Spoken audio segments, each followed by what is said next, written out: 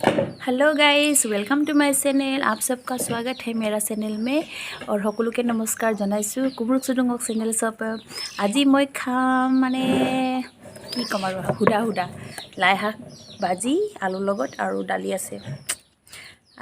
आज ना मैं क्या है कुछ भी नहीं है खाने में, मतलब चिकन या फिश मछली अंडा कुछ भी नहीं है।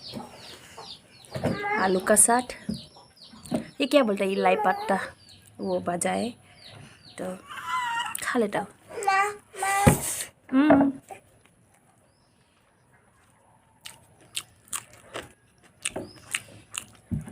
আজি সোমবাৰ যে নিৰামিষ, মাছ মাংস নাখায়, কণীও নাখায়, সেইটো কাৰণে লাই শাকৰ লগত আলু ভাজি কৰি দালি বনালোঁ।